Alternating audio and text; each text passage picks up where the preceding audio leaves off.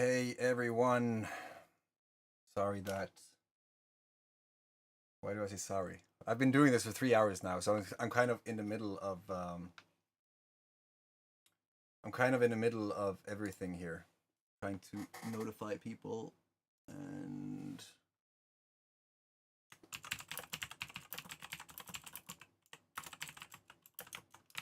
hold on.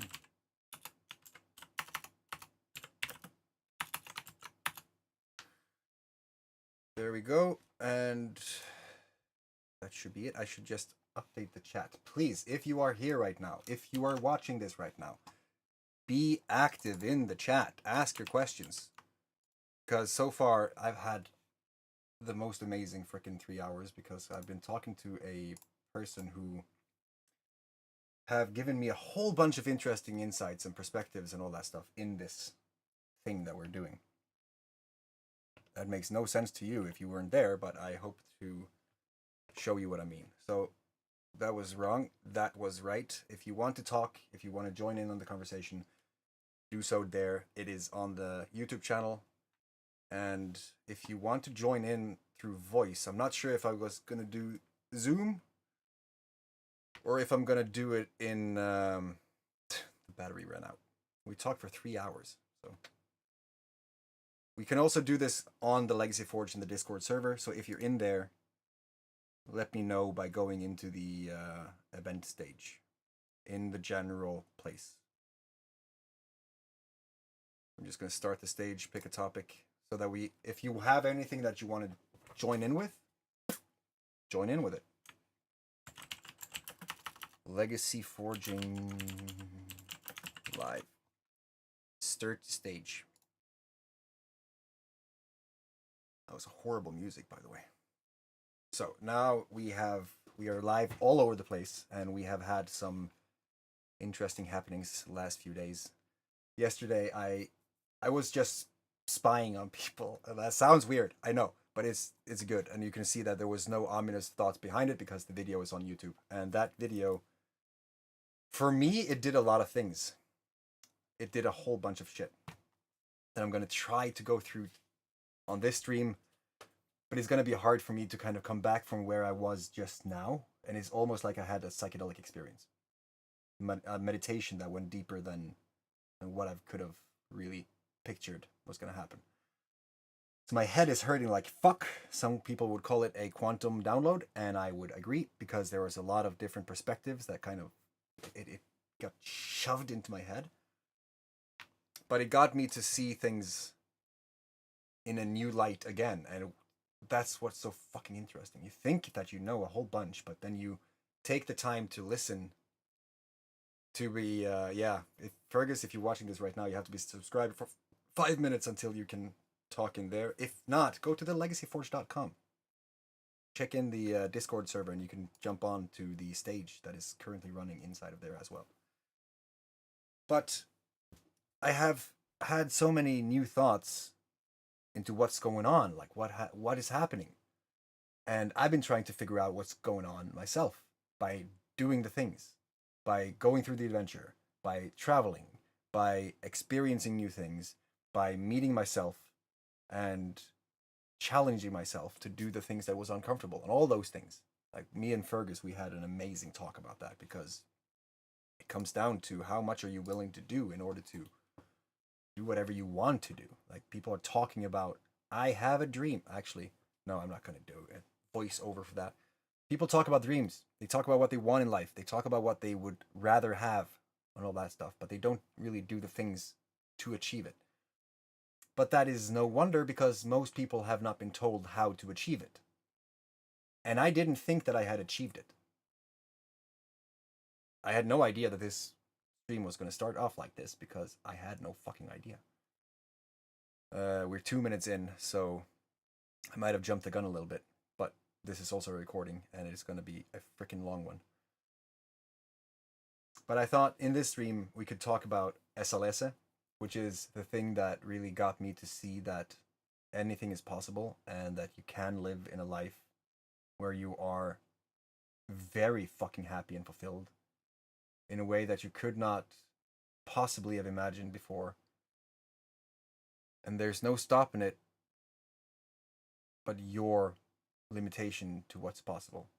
It's like in this conversation I just came from, we talked about a lot of things, a whole bunch of things. So my brain is boiling. But I said that I think that it's the frequency of the belief that allows things to happen, regardless of it being Christianity, Hinduism, Buddhism, or any type of theology, religion, spiritual practice, whatever have you. It's the belief frequency that speaks your truth wherever your dream and the universe, in terms of energy attracts more of the same, brings you the thing that you want.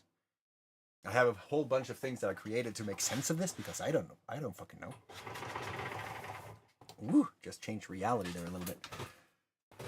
I had a presentation that I created for Saga. I had a whole bunch of meditations that I created that shows an experience without any drugs. Because when you do drugs to come to these insights, you kind of remove the whole purpose of it, like, or the authority of it.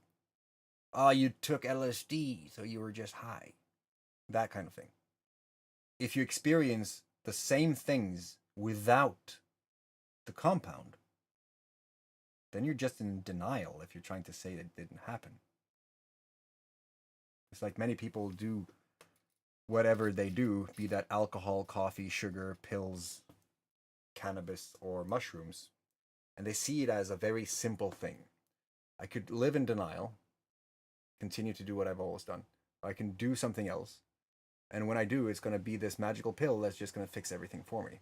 I don't think it works like that. I think that if you see it as a progression throughout your own life, your own journey, your own adventure that you want to do because it is you, it is simply you trying to be the best version of yourself, then you kind of open up for all these different things that could happen.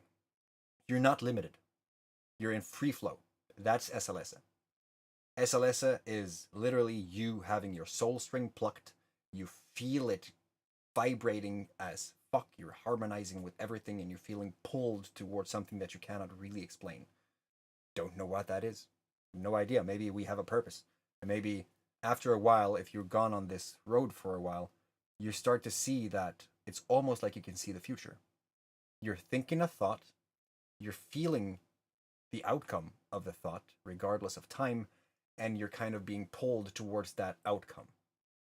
So now, when you're thinking about it, it's nothing more than your plan to get there. It's not a want, it's not a lack mentality where you're like, oh, I don't have this, I want that. It is something you know you're going to get because you are doing the things that is required to get there. Make sense? If you have a goal, which majority of people don't, and you know where you want to go, it doesn't matter if you're driving a beat up Beetle, but if you were driving a Ferrari in the desert with no GPS, you were just going to run out of gas. It doesn't make sense. If you have a GPS and a beat up Beetle, you're going to reach your goal. So having a goal, a very clear one. After that, having a vision of the goal, just seeing what is it that you want, what is it that you're going for, why are you going for it, really seeing this thing as if you can smell it. Well, you can. In meditation, I have had sunbeams warming my skin without being outside. Can you turn your mic up a little bit? Thank you for that, bro. Let me know. Just keep me in the loop in terms of how well you can hear the microphone. Thank you for that feedback. So you can feel things that's not really happening. A sun ray in a dark room, smell of roses in a sewer pit. I don't know. If you're gonna smell roses in the sewers, you're probably really good at visualization. But you see something and you clearly can experience it in your mind. And then the third step is to have an emotional investment. I'm not going to say attachment because you don't want to be attached. You don't want to be like, I want this thing, and if I don't have it, fuck, I hate my life now. But you're feeling good as if you already received it. Gratitude, excitement to get there, love. happiness and fulfillment. You know, the joy you get from doing the love of your life, basically. That's word. The love you get from doing what you love, and it is your life. That's why I created my life the way I did. And I say created because we have the power to do whatever the fuck we want, especially today. If you have a phone, you're already leagues ahead of most of the planet. But when I have this emotional attachment, investment, then the way I see it is energy attracts more of the same. So now you have a vision and a goal and an energetic frequency that is going to pull more of that energy. And it has been known throughout the ages that if you really want something, the universe is going to go out of its way to create that for you. Paulo Coelho, the alchemist, read that 16 times. I'm at number 8 now, and I've learned new things every single time. It's insane. Because it's speaking to the journey. That happiness is within you. You can decide how you feel. And when you decide how you feel, there is no fucking limit to how you feel. And the more you feel, the more things are happening. Like having a thought, and then the day after, or the same fucking hour. Just as an example, I just had that amazing conversation with Fergus. And here I am, on the stream that I figured I was going to have at 3 p.m. today. I was done setting everything up at 4 p.m. And I talked to Fergus until 8 p.m.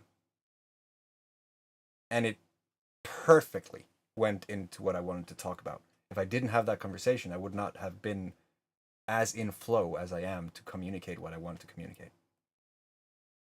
Explain that, please. Because then the way I see it is that I have just been in my flow. And the universe has put every single brick that was needed for me to get where I wanted to go. And so everything's synchronized perfectly into that. That can be as simple as this, as setting up a stream. I can show you magic right here, live, right now. And you can't really deny it because it's happening straight in front of you. It can be something simple or something not simple where you sign a contract for $8.5 million because you're you. All of these things is things that I can't. Have I been talking to the wrong camera? Yes, I have. I've been looking at you, but I should be looking at you. Don't have multiple cameras. But here's the thing, though. When you feel, there are things that opens, in my experience. You are seeing things that you didn't see before. Let's say that you were depressed, and then all of a sudden you had a zest for life, and it's like, how can I explain that? Well, you're in a completely different reality now compared to where you were before.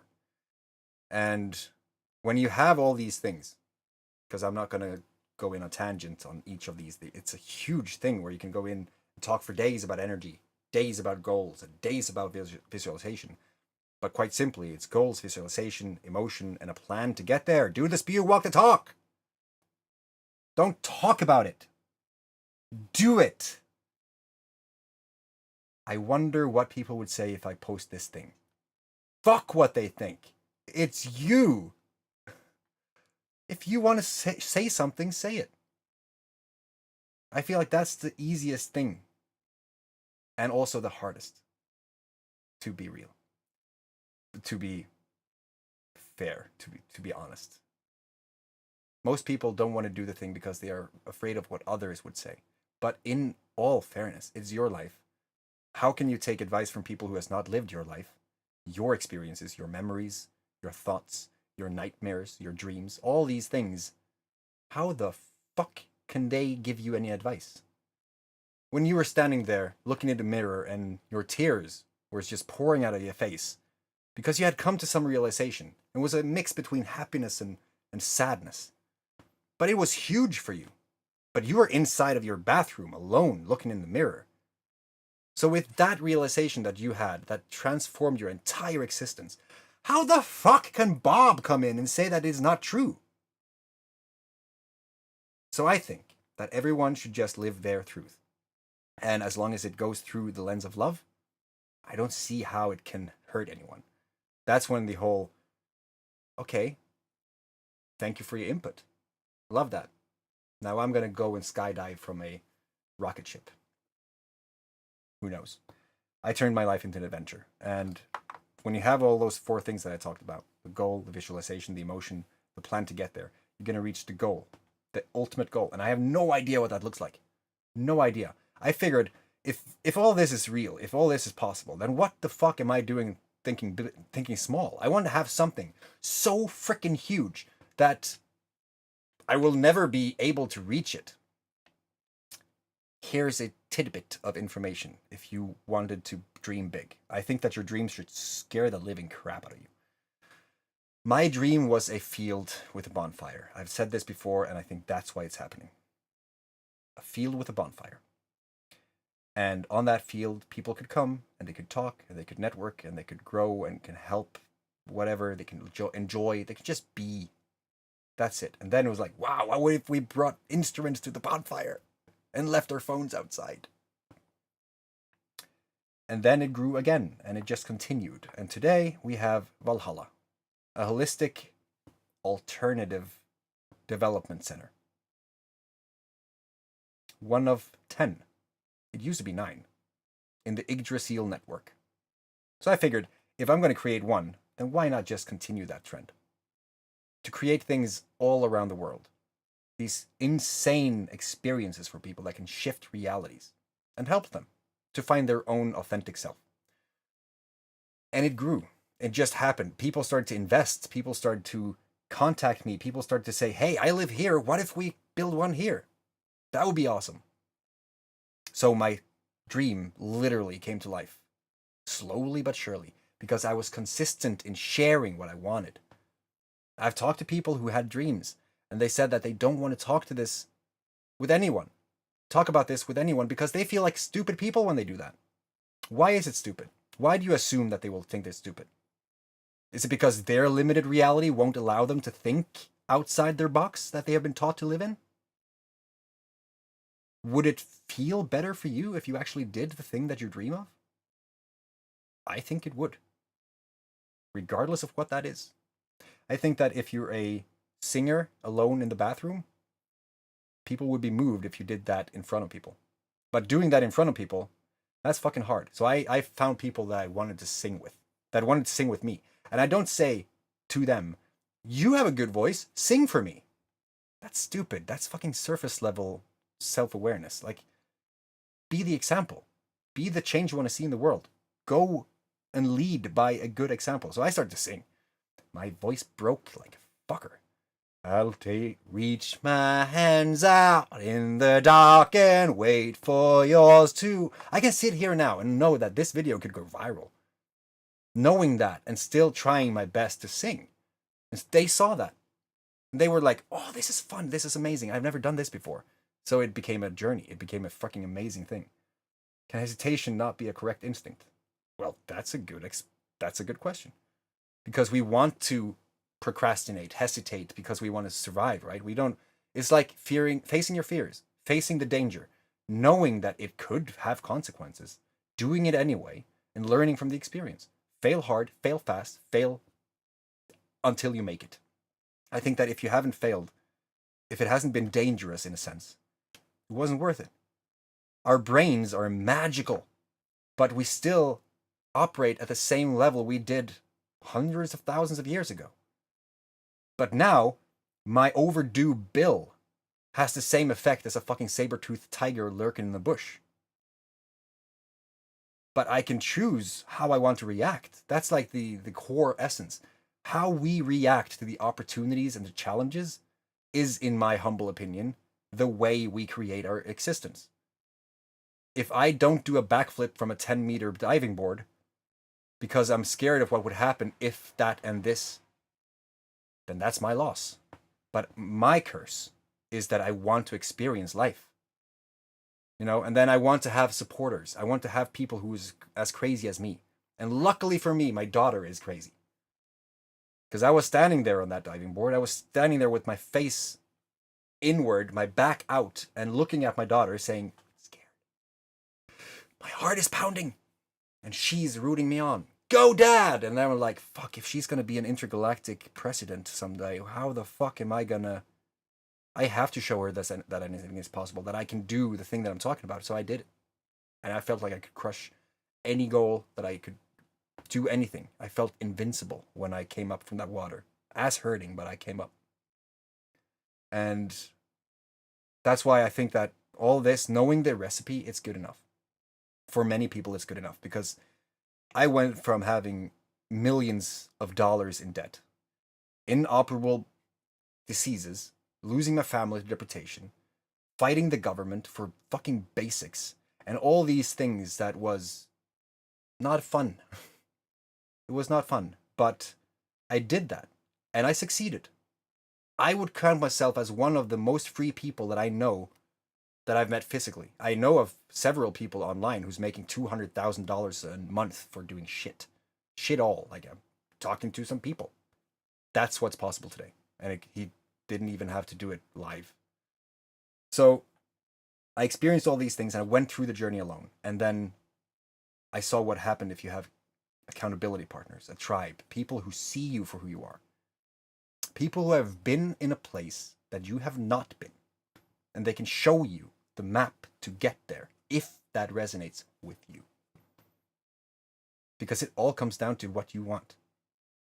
It all comes back to what you think you can provide. And as Fergus also said brilliantly, we all want to feel useful. But is it useful for you to go to a job that you hate, never be in the house that you have to pay for with the job that you hate? Like, it's a paradox.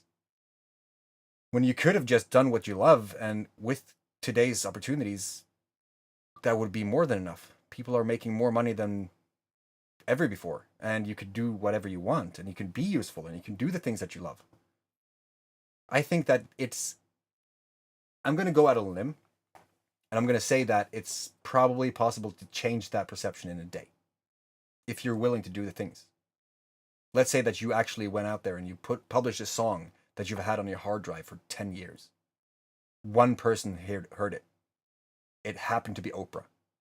She loved it so much that she shared it on her show. Bam. So it could happen instantly. In direct relevance to how much you want to have that outcome. How much you are willing to help yourself. I've been doing this for a long time, and I know that you cannot help a person who don't want that help. If you have a person who cannot listen, who are not humble, who are not willing to take in your ideas, if those could help them, and they came to you. Like, if people come to you for help, they ask for help, and they're not wanting to receive the help, you can't do anything. You can only help people to the extent they are willing to help themselves. Facing the fear, doing the experience, living the life, and creating what they want from this reality. And that, it's unfathomable. Like, I've seen things happening especially the last year, 2 years, that is beyond anything that I could imagine. Right? Yesterday, I received a whole bunch of messages from people saying, "Congratulations! Wow!" And I was like, for what? What are they congratulating me about? And it turned out that I have decided that I didn't want to do it alone anymore. So I have started to get employees. I never saw that happening this fast, but then again, my dream kind of made it necessary. So I hired a few people, and I was tagged in a post that was in a public group. And so my friends and everyone around me saw this post, and they saw that this psychedelic holistic development coach in Norway, congratulations for getting 2 quantum virtual assistants. I was like, damn. Now everyone knows. But to be honest, it wasn't really something to be celebrated, because I have just not shared the things that are possible. Because I wanted to see that it was possible before I started to talk about it. I wanted to live the adventure. I wanted to create the things. Right? I wanted to really see that this is not something that I'm just saying. And now that I'm open about it and people are starting to see that it is actually happening, I believe that that alone will prove to many people who think that they can't, that they actually can. Because everything has been documented throughout the entire thing. The 100-day challenge on my YouTube channel, 100 days of just sharing highs and lows and everything that I went through as I'm trying to figure out what the fuck this was. And here we were. Now we have a concept called SLS, that is being written about in a way that might actually land it into modern psychology. And that freaks me the fuck out.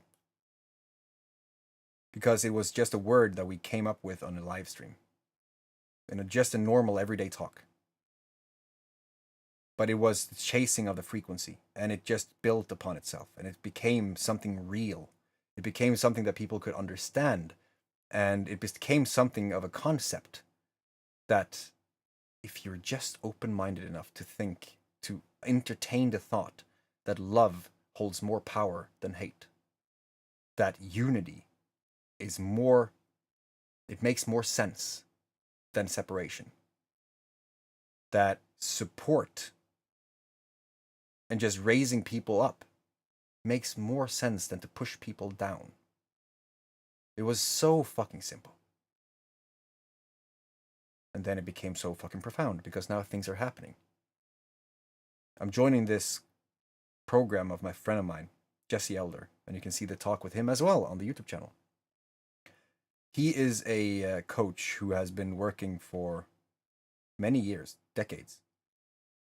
And he has a very interesting life story, and I saw him pretty quickly after our talk. I saw him as the future version of me almost. Like, yeah, I could see myself doing that. So I was all of a sudden stricken by this desire to walk my talk and invest in his program. It was 6,000 euros, but that was after he had taken it down from 18,500 euros. And I thought, now I can do that. I will do that. I will get the money. I will go in and I will invest in his program. I will reach my next level. It scared the shit out of me. But I didn't. And then all of a sudden he said, like, listen, he realized after talking to his father that he wants to help everyone. He wants to also help those people who's just starting out. So he was adding a different tier for 1,500 euros on a payment plan. You could get in now. I was like, fuck, that's my sign. I don't need any more. That's all I need. That night, I went on a call, and in 2 hours, I had secured the money. How do you explain that? Most people will say that, no, I have to wait until this date until I get money. I would argue that money is simply a commodity. It's simply an energy.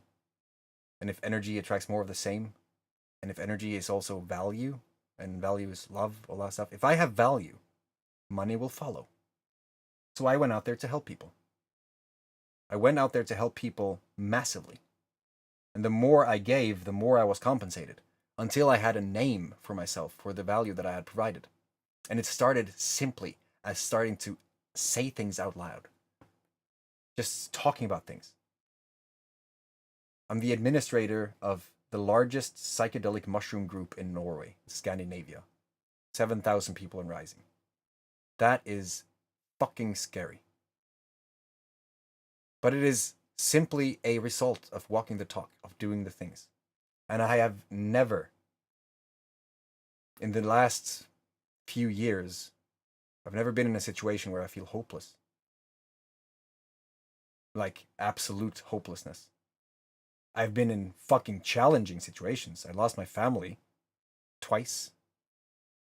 I went through some experiences that shook my reality and just made me see things very differently, and it hurt a lot of people. Emotionally. Many people. And all those things, in those situations, I knew that this is also temporary. That these emotions and these experiences will give me something if I'm open enough to see that they will give me something. And continue to work from the lens of love.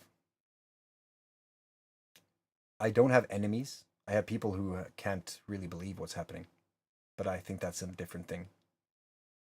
I have seen things that should not be possible. And it's fucking simple. It's living your adventure. It's talking to yourself. Really, like not a therapist. You're talking to the deepest part of yourself. That's why saga, self-awareness, growth, and adventure is so fucking powerful. Because if you are up for the task, you simply talk to yourself. All the other things, like tips to what you can do and blah, blah, blah, that's just a cherry on top. The real transformation is you walking your fucking talk. It's going for that dream. And when you do that, from my own experience, you're seeing that things are opening up. New opportunities, people are hearing your voice. And if you're not a complete douchebag, you'll be rewarded for that. So it's very simple in a way. I told Fergus that I resonate, I identify as energy. And I do. I think that I know that if I was to focus in on me, zoom in a billion times, you would see a subatomic quantum fluctuation vibrating in a vacuum on a Planck scale. That's just how far we have come so far. And to really illustrate how big a Planck scale is, or how tiny it is, if a atom is the entire known universe, then a Planck scale is a tree in that universe. So it's tiny. So if everything was energy and everything was everything at all times until it's focused upon, then reality became very limitless. But knowing that is one thing. Living that is another. Experiencing that is a completely different thing.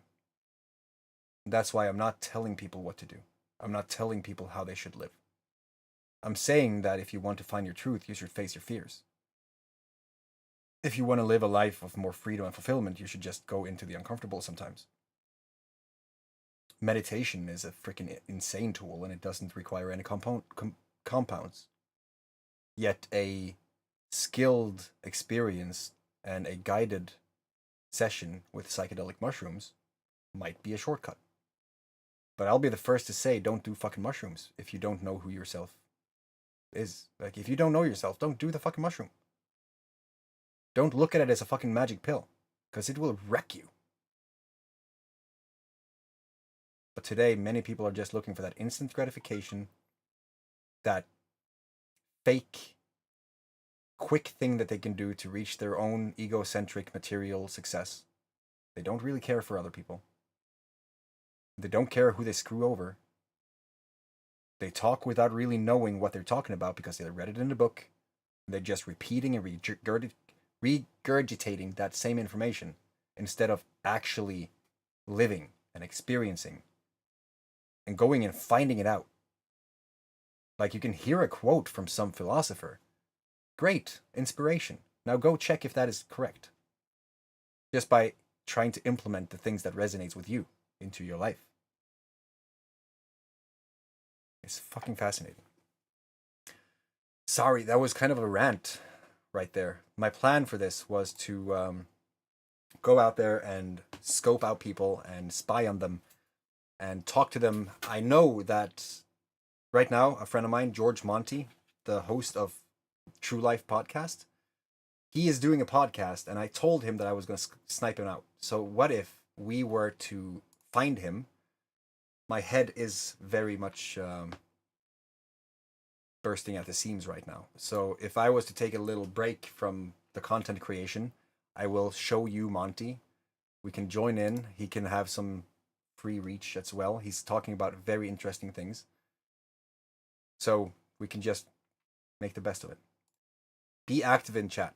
If there is anything that you wonder, anything that you want to ask, do so, because asking is such an easy thing, but so fucking powerful. Here we are. Found him. This is interesting. That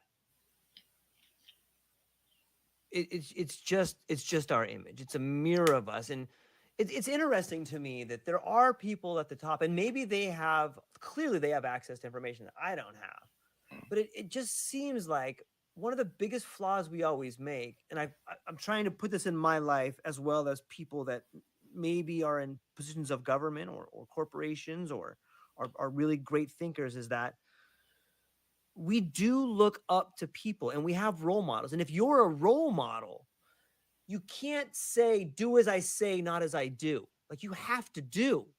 Right. And like we'll never ever achieve the level of um camaraderie or the level of equity that we want when the people at the very top refuse to play by the rules. And I put myself in that category. Hmm. If I live in Hawaii and I have all these things, I can't people that may live in a less fortunate environment look at me the same way that I look at people that have more than me. And so it's quite a conundrum, but I do think chat gpt has helped me understand that more and help me understand with some of the anger issues that I have, or understand with the lack of empathy, or flip those things around, and really helps me create. It's like a mirror image that you see what when you look in the mirror and you see, like when I put my left arm up, my right arm comes up. But it's chat gpt is almost like you're looking at the actual mirror image. I think there's a word for that, but Yeah, it kind of goes back to the old saying, "You see through a glass darkly, but I've never heard that before. then you will see more clearly, face to face, as it were." Um, yeah, and as far as looking up, you have to do. I Yes. mean, the reason we like Gandhi, he did. He preached and he did. Martin Yes. Luther King, same thing, he did. Muhammad, Jesus, Confucius, each of these people, whatever status we assign to them for various reasons, did what they said. And that's what we respect. Uh, and people respect me when I do what I say. And then I certainly am harder on myself, I think, than most Yeah. people are on me. And uh, I try to live certain values, but I don't do it perfectly. But uh, I certainly am committed to doing it. And people come to a place in their life where they're committed to live in certain values or they're not. Mm. Uh, and there's different levels of that. Uh, Sometimes it's as simple as I take care of my family. I go to work every day. That's certainly a huge value when you hear all the stories of someone who ran off and left their family alone. And that's one of those primary values we have. I will take care of my family. I will go to work every day. That's a major thing. Yeah. Uh, it can be very esoteric. I'm the head of a corporation, and my value is I'm going to do this and this and this. The thing is, as we said earlier, one person can influence at whatever world in which he lives, but it goes back to that world about being authentic and about Hmm. being committed to certain values. We all have a morality, whether we like it or not. Uh, Again, my daughter hates when I use this, but when she was 3, she would always say, "That's not fair." Well, duh, it's not Hmm. fair. Why should it be fair? But she had this inborn sense, Sure. as did all of my children, of what's fair. As humans, we have a sense of what's fair and what's not fair. We have an agreed upon, for the most part, value system. Hmm. And we break it for many reasons, usually pragmatic. Most of us aren't sociopaths. Uh, and, well, I couldn't go to work today because I really needed a mental health day to go fishing. Well, okay, that's okay in that situation. Uh, but individually, that's where the my truth thing comes in. You Hmm. know, I find my way to try to live the values, but it's that disagreement upon values. And so, if we simplify them and put them in a vessel of empathy and compassion and love, and the whole collaborative end of where we were sent from an evolutionary standpoint, then we flourish. And what we may well find out if we don't collaborate better in this culture war scenario currently going on is, like many societies I've seen as a historian in the past, yeah, that society will fail and fall away because it was too busy bickering about individual things and not living out this and this. And evolution is ruthless in that, yeah, it is survival of the fittest, and it is survival of the collaborative. And any species and our species in particular, which moves away from those two imperatives, we suffer the consequences. Uh, and right now, the collaborative is at a very low part in many parts of the world, and there's many reasons for it. That's Sure. not aspersions upon people and our natures. Hmm. It's environments. Quite often, it's environments that create it because there is a lot of injustice in the world, and there are many things to promote that thought. So so we can be tender with each other Yeah. because we all have a hard time.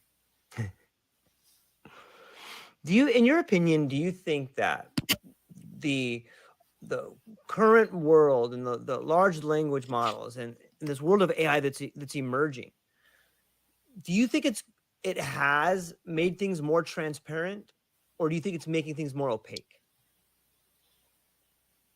Hmm. Dropping Oh, bombs. that's a complexity question around complex systems. Um, I don't think AI is making things more opaque. I don't think technology is necessarily making things more opaque, nor particularly transparent. I guess my ball in the park at the moment is that it's complicating those two issues. And where things are clear, it's bringing more clarity. Mm. But where they're opaque, it's not necessarily making that opaqueness any thinner at the moment, because it's still very primitive. Because remember, it's just a first iteration of who we are. Uh, I think it will ultimately, and I don't mean the final version, but in versions to come, I suspect it will make things increasingly clear. Mm. So I think the end result is clarity, but it's not at that point now. Yeah, it seems to me that a lot of our supply chains are like a legacy Rube Goldberg machine that's like made to make money. You know what I mean? Mm, It's it's like it was set up this way, and then it kicks the ball, and then it rolls down this track, and then it pushes over a domino. But it's done that way so that things funnel in a certain way.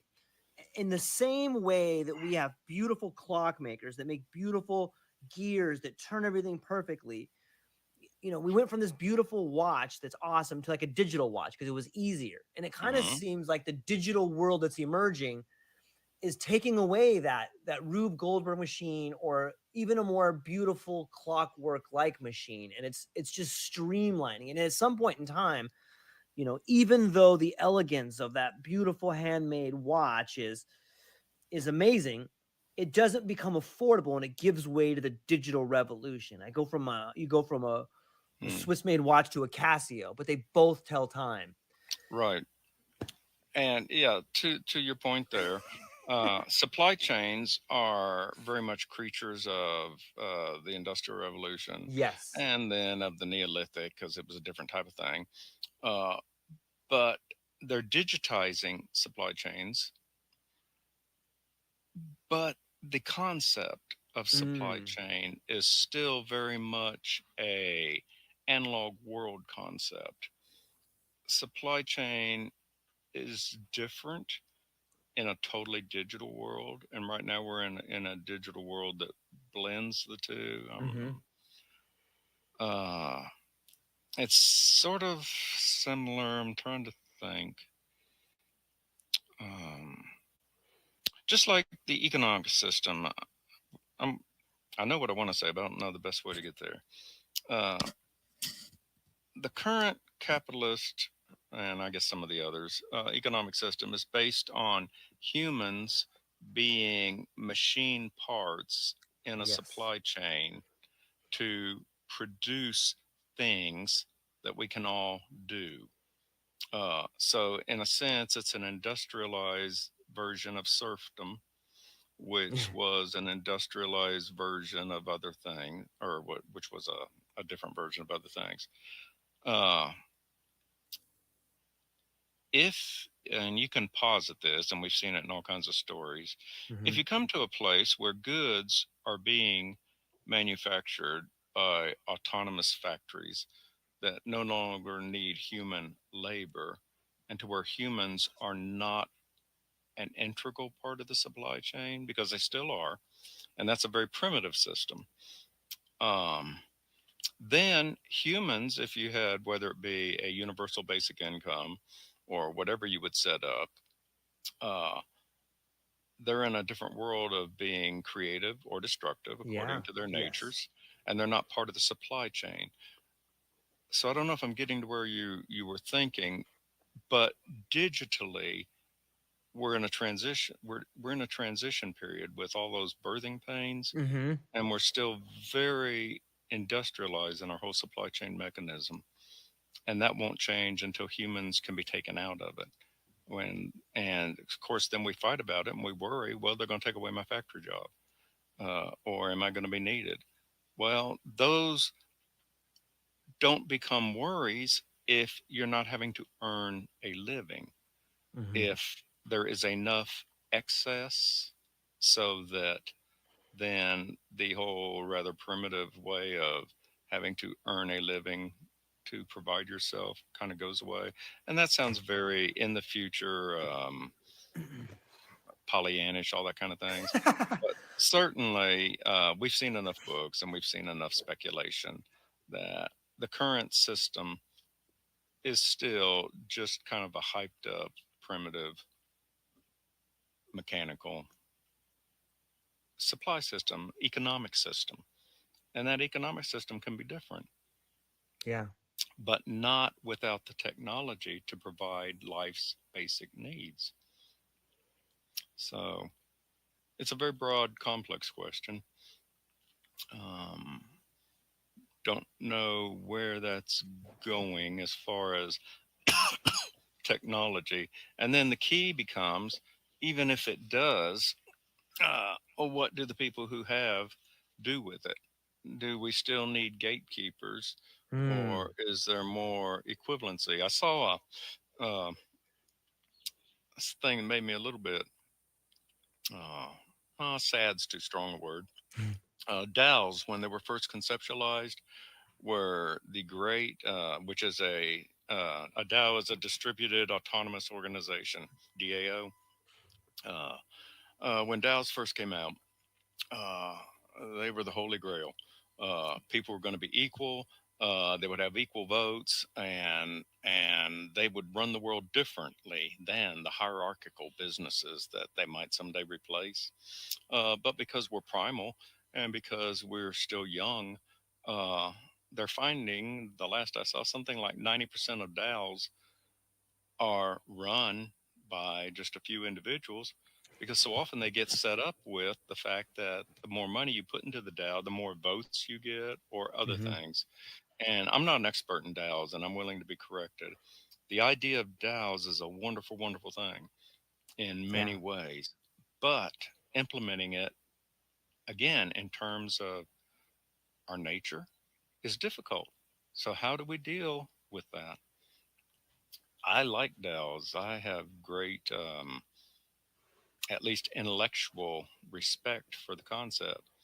And some are doing well and some aren't, but many are falling, it seems. And I certainly am willing to be wrong on this and may be wrong on this. Many seem to be having issues with not quite as universal and as egalitarian as they had hoped. But that may not be the case. I'm treading softly because I don't know a lot about them, but I remember reading an article, I think it was last year, something like 90% of DAOs were having less egalitarianism than they had hoped.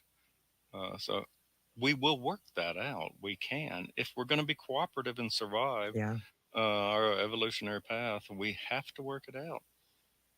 Uh, and we may, or our great grandchildren may, or the sentient species after ourselves may, but someone will work it out, because it seems that at least in this plane of matter that's on this planet, uh, those forces of collaboration and survival of the fittest are pretty strong. And I'll be curious if anybody chimes in later and poses some other ones, because it'd be nice to think of some others.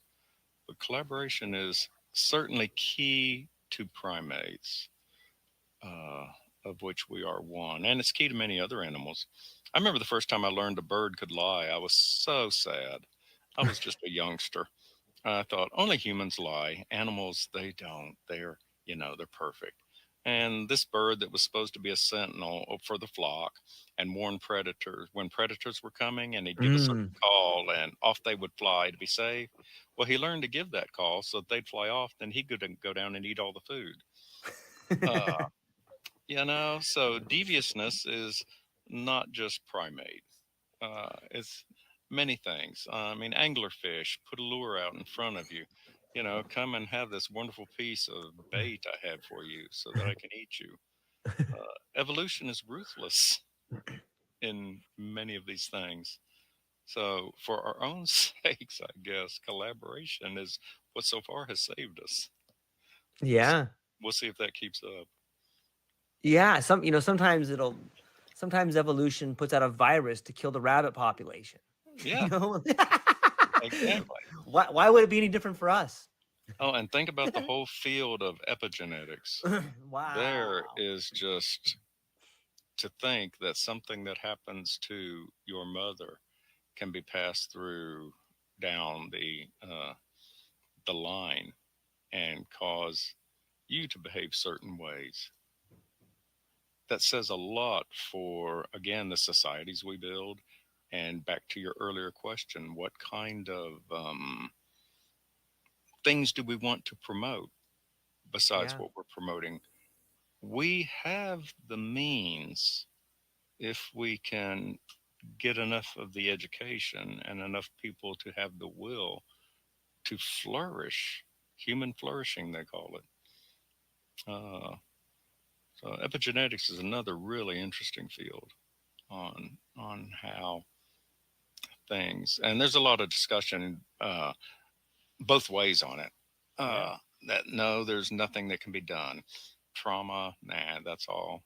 Both sides are still duking it out, but it has a certain amount of sense to it, and it does again go with many philosophical and religious traditions on the impacts generationally of what happens to human beings if you don't take care of your family. Again, one of our prime things. Then anything, many different rubrics I could quote there that I won't. So we have the ability to shape our future by how we treat our kin and our tribes. Um, so, and many people are doing it Yeah. well. Uh, it's just it's an interesting thought experiment. I wish I could think of some examples, which I can't right now. I've not looked at the epigenetic question too much this year, uh, but I was certainly looking at traumatic stress and Yeah. whether it has implications through whether it's the germ line or through other evolutionary pressures. Uh, you can certainly, if nothing else, say if your parents have a certain behavior that's very fearful of something, children often inherit that same fear. Yeah. Now that's taught, uh, and again, they speculate some things not only are taught but are passed on. So we will see. But it behooves us to build the best social fabric we can uh, to create a future. So, and that's just based on evolution, not even Yeah. philosophy and theology or secular talks in the night. It's fascinating to me that idea of epigenetics and generational trauma, because it's just changing the way you think about something or having an insight can become like having a tool, but not just a tool you use today, a tool that you can go back and change yesterday with. I talk to a lot of different people in the world of mental health, and the idea, just the awareness of generational trauma takes so much pressure off the individual that's going through life and having problems. Hmm. Someone who has lived their whole life like, I am such a mess. It's all my fault. I'm a piece of garbage because I always do this thing. And then they go to like a somatic healer, or they have a psychedelic experience, or they have this insight about generational trauma through epigenetics, and they go, wait a minute, my dad did it. My grandpa did it. Wait a minute, if I fix it, my kid won't have it. Like I get Exactly. goosebumps when I think like that. There is so much healing that can be done just with that insight, this Hmm. awareness. Like it's almost like you're purging for your family, and how much Hmm. beautiful and warmth and just pure gold comes out of the experience of fixing a generational problem. Like you go from being the lowest form of thought in your own mind, this reoccurring negative feedback loop is boom exploded, and now you can live in a world where you can grow in. Hmm. That's exponential growth right there. It's huge. And it certainly ties in with what you said earlier about self love and healing self. Yes. Yes. It's certainly a factor in having a healthier love of a damaged self, and realizing it's not just me. Yeah, that it is huge, as you say. Right? It's a game changer. This, Yeah. you know, Chuck, let me ask you this one too. I know when COVID came, I had a young daughter, and she was young enough. I think she was in first grade, and everything was going online. And I remember sitting down. I'm very fortunate. My daughter goes to a really, really good school. Shout out to Midpack. I love you guys. You guys are a great school. And they did their best to bring the young kids into the classroom, even though the community was afraid. However, they did it as much as they could, but it still was maybe once a week or something like that. And I remember speaking with the teachers and thinking to myself, what about the felt presence of the other? What about the social cues? What about the side eye glance that we spoke about earlier? What about the raising in voices and lowering of tones? What about all these things that you cannot get through this mode of communication? And Hmm. I find it bewildering because I love the fact that I can speak to you, bridge this gap in geography, and have such a fulfilling conversation. Although I know if I was with you, sitting down next to you, the communication would be richer. So it's like this double-edged sword. Like I love the fact that this technology we have is providing and opening us up, or providing us a vessel to shoot across the sea of communication. But I feel like we're losing a little bit in translation. Maybe that's necessary, but what do you think is the trade-off there? Well, certainly the trade off, at least minimally, is digitally. I can't read all the body cues. I can see some. I can't read all the micro expressions. Uh, and perhaps I can't sense in the same way. There's some thought, you've likely seen studies where when people come together in groups, their brains begin to synchronize because they proximity for whatever reason, and because brain wave activity is electrical energy, Mm-hmm. electromagnetic energy, whatever. Uh, Likely, I would have to guess we wouldn't have the same synchronicity through this medium than if we were sitting on my front porch. So we Yes. probably lose that. If that is a case, and I haven't studied it enough to be aware one way or the other, I would expect synchronicity to be an evolutionary thing done from the collaborative end. That synchronizing of brains for good or bad in groups. I mean, we've certainly seen crowd behavior go crazy because of synchronicity. But to your question, we have that's something we probably lose. Mm. Um, and that's something that you would lose in any kind of metaverse experience. Uh, Again, it's hard to have synchronicity with an avatar. Uh, and if brain activity is electrical, I don't know how the electrical, now I'm just doing some blue sky thinking, um, is the electrical of an AI in my presence, where the humming of the machine is, can I synchronize with that electrical energy of that thinking, or is this so totally different that there's nothing going on? So you could make the same thing. Well, as long as I'm doing AI through the screen here, no, we're not going to be synchronicity. But what if the box is in my house? Do I begin to think like the AI? I don't know. But synchronicity is the first thing that comes to my mind as far as what we lose. And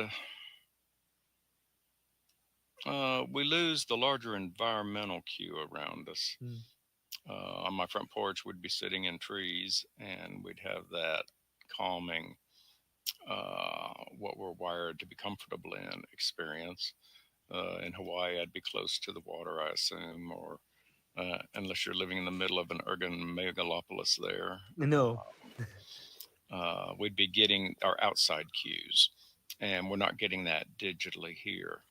And so again, we see it bandied about both ways that we have things going on underneath the surface between us and our environment, and Right. between us. Because think about it again, if you're around a pride of otters that are on the riverbank, okay, they have mammalian brains just like us. I would have to expect that there's a certain amount of synchronicity between mammalian brains at different levels. So, uh, by taking ourselves away from nature into totally man-made constructs of Hmm. cities and that, we lose some of that. So, and whatever other things are going on at levels with plants and trees and animals. Certainly, we had more closely a closer relationship with other life forms than we do now, because Hmm. we were one among many in the midst of them and had to be attuned, whether it was synchronicity or just environmental. Now we live in man-made constructs for the most part, with bits of nature here and there, which is why many of us like to go camping or get out and get a dab of that. And again, the point then stretches further into digital worlds and virtual reality. We've seen enough science fiction movies of overlays of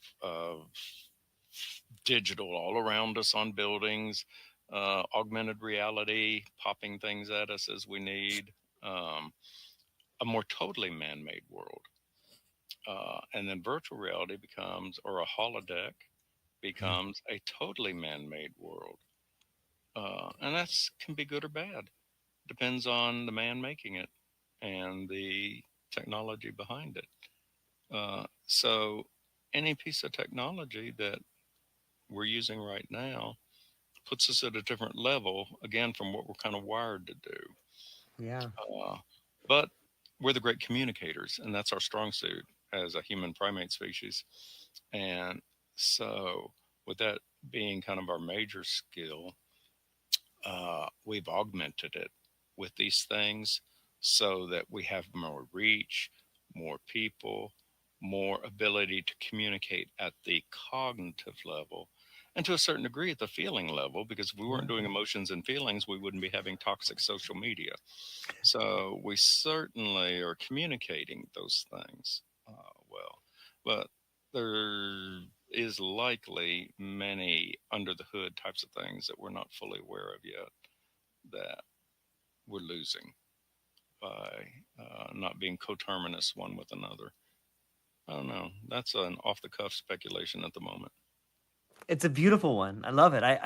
I've been really, for some reason, the idea of sense ratios has really been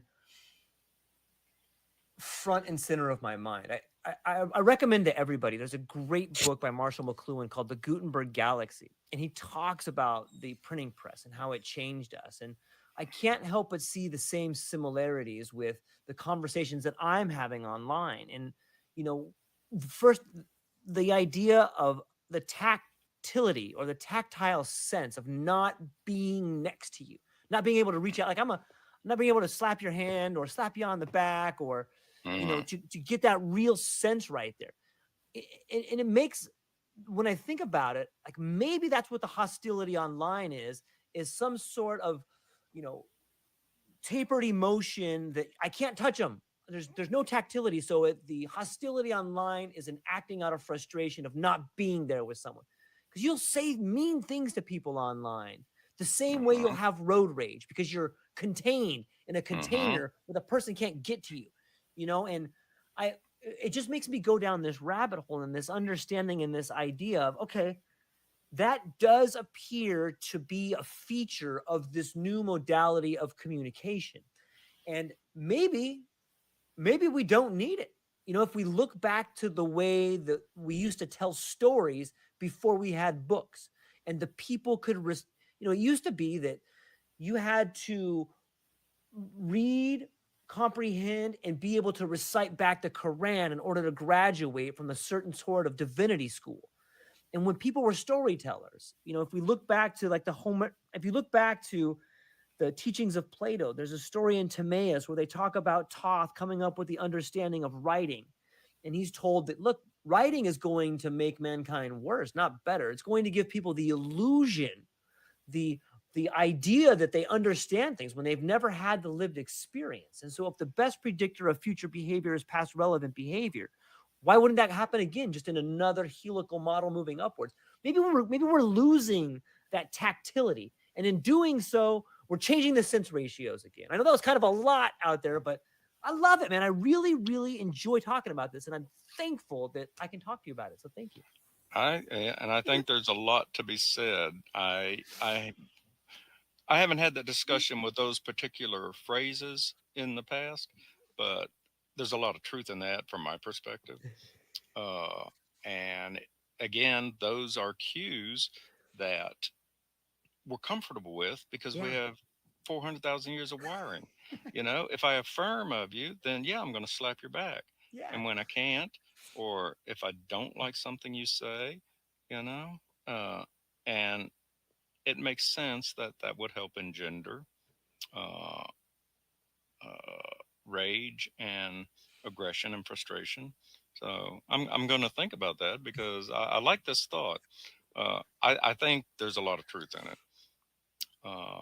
That, and then you couple that with the anonymity of social media, because many people often we're sheep, we're cowards, and we'll do anonymous things that we won't do when we have the whole tribe looking at us. Yeah. So that's another part. But I like this sense making and this whole tactile thing. So I thank you for that. I'm going to think about that. Chuck, I really, really enjoy the content you're putting out. I like the articles that come out. I love the way you do it. You provide people a little snapshot. The way I see it is like, it's almost a brochure when I begin reading your stuff. You're like, today I'm going to show you this. Notice the highlights. And then I can go and visit everything, man. It's like camping for my mind in a way, man. And I really love it. The newsletter for people that are just now tuning in or you watch this before, I'm going to put the link to Chuck's LinkedIn and the newsletter. And man, this is really fun. This is our second conversation, and I feel like the more we talk, the funner. I'm not sure that's even a word. I apologize for that. The conversation is so engaging, and it's so much fun to have. And I guess before I let you go, who were some of your biggest inspirations, and what are some of your biggest inspirations?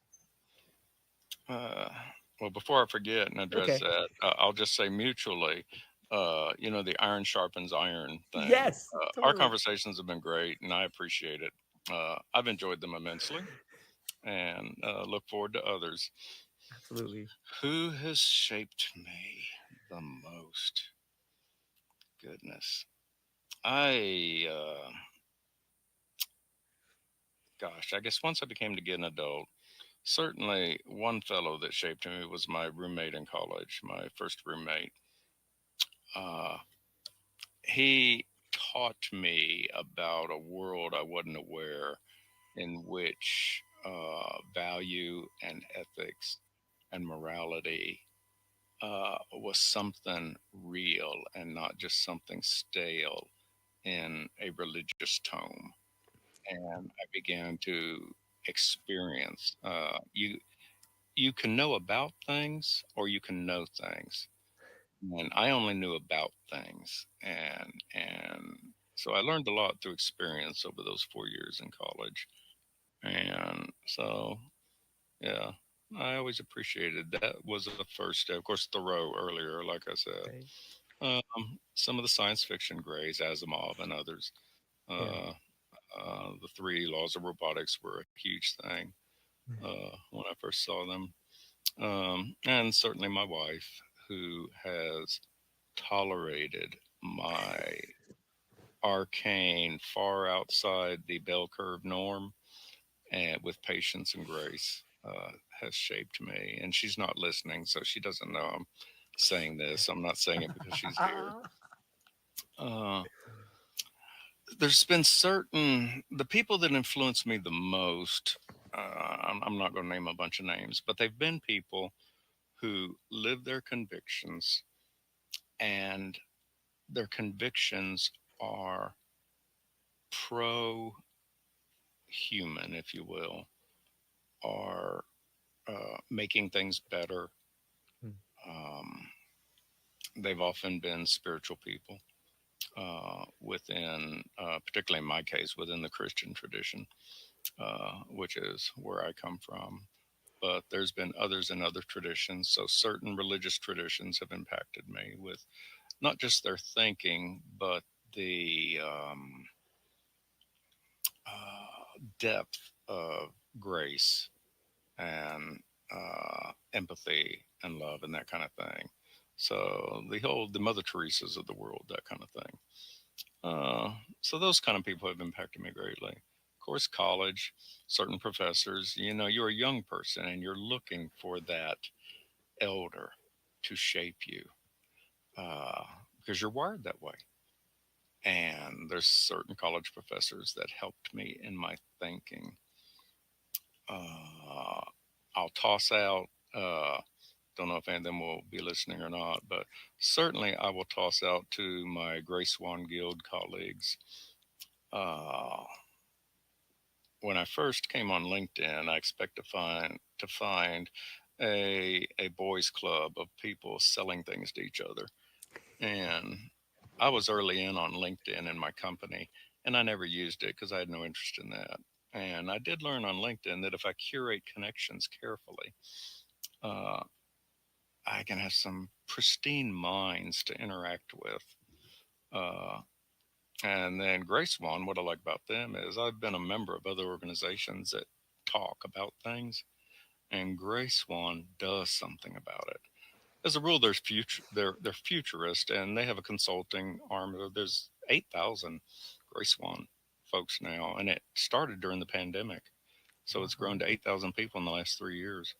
Uh, and certainly their website is worth going to if you have an interest in the future, or if you have an interest in thinking about things and ways to improve things. So my Grace One Guild folks have been impactful of late. They're the most recent people that have been most impactful.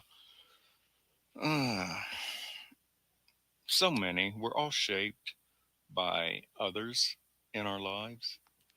Uh, and even I, who am more of a lone thinker, like many writers, and that stripe, none of it's original. It comes from the collective that is us Right. as humanity, and and that and whatever. So I don't know. That's about the only way I know to answer that question right now. I've certainly had fun talking with you. That's been good too. So, and it's meeting folks on Yes. LinkedIn again, because of I live somewhat geographically isolated, if you will. And I work for myself now, but I'm also retired, and that isolates you further. Mm. And so by curating the world that I have of connections, and I've been having more fun with all of this than I have since graduate school. So it's been great. Uh, and yeah, anytime, of course, we want to talk about further things, always glad to. Uh, yeah, that's the thing you lose when you can't do the sit on the porch thing together. You can't just uh, then grab a glass of wine or a beer or a Coke and sit back and just brood for a while and let it be quiet. On a podcast, you've got to keep the patter going, and so I guess it's harder in a digital platform to have those moments of silence and reflection, and and it's a more constructed environment. So that kind of goes back to our earlier thought, because I am thinking a lot about this. We're going to be living in a digital world. How can Right. we be human? You know, that little cliche I put in the newsletter. How do we take our 1.0 selves into the 4.0 world? We're living in a 4.0 world, and somehow we've got to take our 1.0 selves and accommodate ourselves to the world. Because if we don't, well, we're going to destroy that 4.0 world, and we'll again be 1.0 selves in a 1.0 world. So You know it won't what? be peace again. Yeah, exactly. Full circle. I think it speaks volumes of something we spoke about earlier. You had talked about the sound of silence and towards the Mm, beginning of this conversation. And I think that one thing I'm working on, and I think a lot of people can benefit, is how you use silence in your life. And to think about how you may use a silent pause in correspondence with someone who's next to you. And I'm beginning to have more and more respect for the silent pause on the podcast. You know, it used to be that I was very cognizant of the pattern, and I still am, but I find myself having much more respect for what I say mhm. and for the guests when people take that pause, even if it's a minute, 20 seconds, 5 seconds. Like I really think that that is something that is beginning to blossom in this world. So maybe in the digital world, we just change our relationship to silence. Maybe we're being forced to come to terms with our relationship with silence, like you said. Hmm. I would certainly tend to agree with that. Think about if you're into desktop publishing, what's the value of white space? White space is what defines the design, how you use white space. Yeah. Silence is the same thing in an auditory venue. It's silence that helps define what's said. Yeah, I like to think before I say much, and often I'll just listen and think. And I think there's a lot of value in that. Uh, Silence is a good thing. Um, and like you just said, I'm thinking more about it. Like I said, that article that I just referred to earlier in the podcast has me thinking about silence. I'm too ADD, in a sense, not clinically, Right. to meditate well. But n- as far as thinking quietly and being very active in my mind, that's very easy, and that's kind of where I live. Yeah. And that's silence in a sense, but it's not really silence because it's still going on. So that meditative silence has great healing power and great illuminating power. And I'm still very much a neophyte at being quiet in that sense. I could do that much better, and I suspect it would be very cognitively and emotionally beneficial. But oh boy, it's hard to stop thinking because that's what I do. It's just tough. So Yeah, I think you're on the right track there about silence, and I think I'm still a baby learning about it. It's interesting. It speaks volumes. I feel similar in such a way because a lot of times people look at me like, oh, he's just a loner. He's real quiet over there. But that's in my mind, I'm screaming. Just a million miles an hour, but you would never Yeah, know. yeah. Well, my wife has learned the hard way Yeah, that mine too. I didn't tell her something. I thought I did. And she'll go, "You thought you told me something again, didn't you?" Yeah.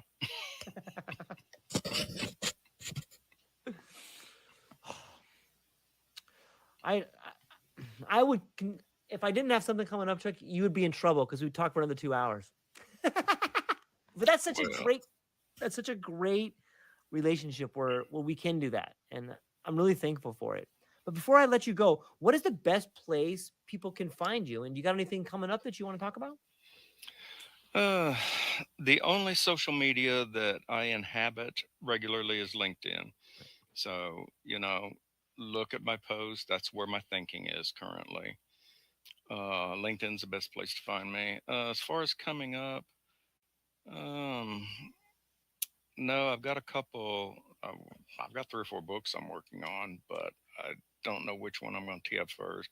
I kind of like a little children's book I'm working on right now, and it has a subtitle, "A Quantum Tale of Love," and it's sort of talk about quantum physics and a little bit of philosophy in terms for 9 to 10 year olds. So we'll Okay. see. I like that. Mid Journey and AI chat has given me the ability to do quick and easy research so that I can do the part that humans do best right now. Uh, so I'm trying to maximize. So that might be my next project. I've got a Culture Wars novel I'm working on, but it'll be a while. The climate's not right to put that out right now. Uh, Other things. So yeah, I write. Any venues that I'm a part of right now are probably linked with Gray Swan.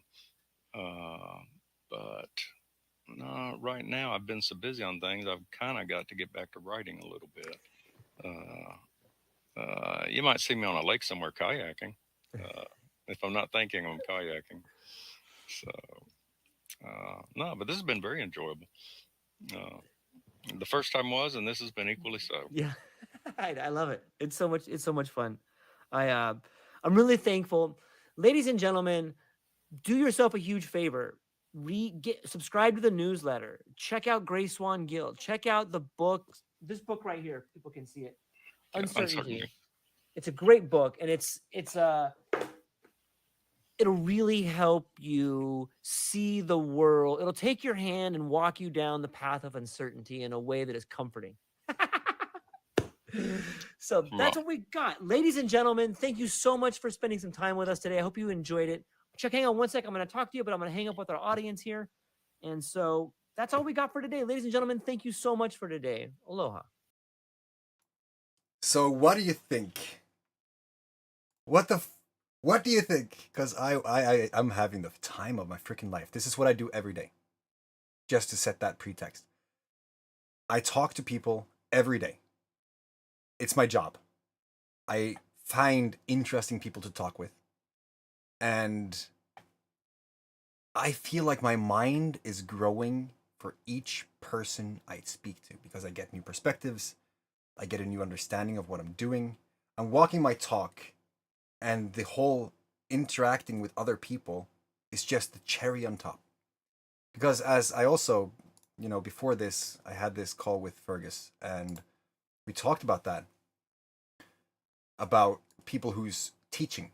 They're not really doing, they're teaching, and they are pretty much closed off for any other opinions than what they are in their own mind, what they consider as the ultimate truth. My truth is to live my truth. Like, I don't have a truth to tell people. My truth is literally to live the best life that I can in any way that I can, and it's pretty simple. But in doing so, the things that is happening is beyond anything that I have been taught was success. For instance, in terms of gratitude, in terms of happiness, joy, fulfillment, motivation, love for everything that happens, the adventure of life. there are no words really to describe how insane it is. Now I'm waiting for. I have posted a Zoom link.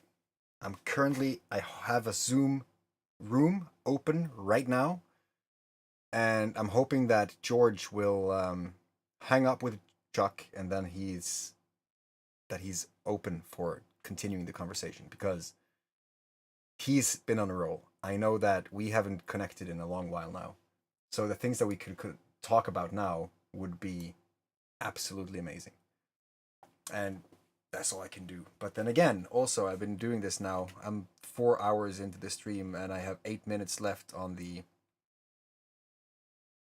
schedule.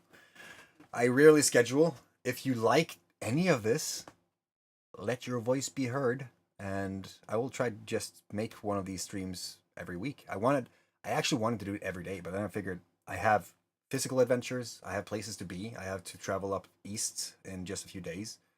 I have other things in terms of business and work that I have to do. I have family, I have obligations, all those things, but it's all part of the adventure. So I'm creating my life as I go. I'm simply just letting you in on some of it, and a lot of it will give you freaking amazing resources in terms of living like this yourself. I'm not saying that you should live like me. I'm just saying that when you can create money, time, freedom, love, and all that stuff from seemingly thin air just by being your authentic self, there is no cap on the fulfillment and gratitude that you might get from that. I can hands down swear to it because it's my experience. And I think that everyone has an experience just waiting for them to embark on, which makes it all fun and very interesting. Did I just get a incredible how real this fear is to many? Oh, it was in the chat on the True Life podcast. I'm just waiting now. Do you have anything that you want to add? Thoughts, reflections, insights? What did you see now that was more aha than others? Did you have any?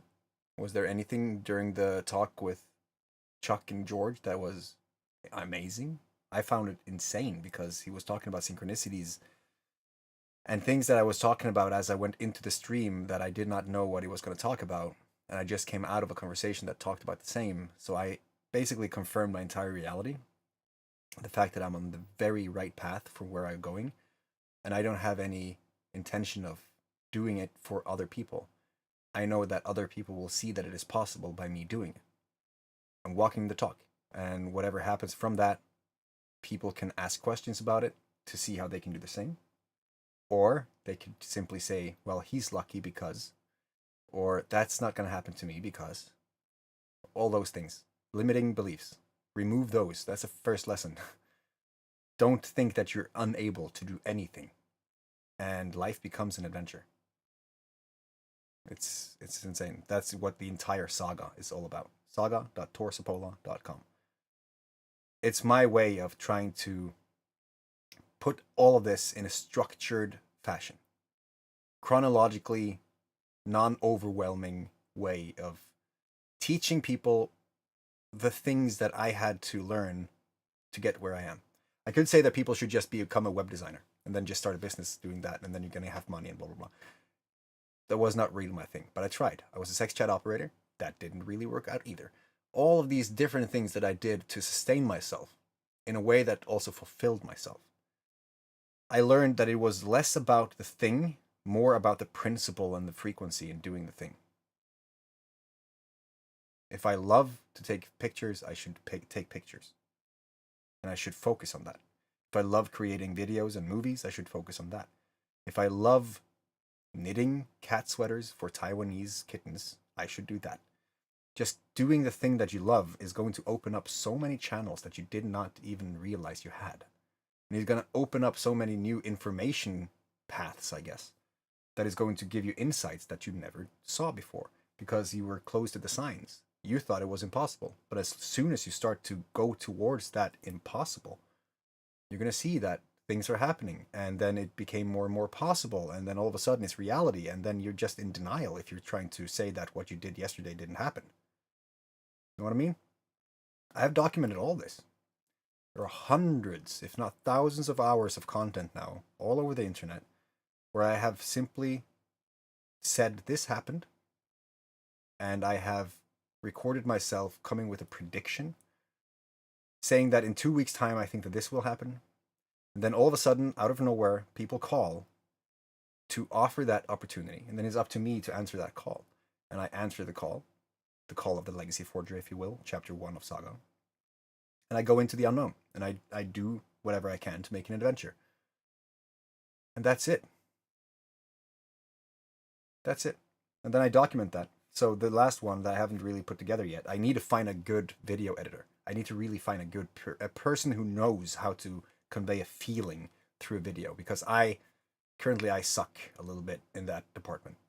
But to create a video out of the content that I have so far, the inside of a tribe experience, psychedelic tribe experience with 10 grams of 𝐓𝐶 𝐒𝐴𝐴 in an unknown location and an unknown time in the history.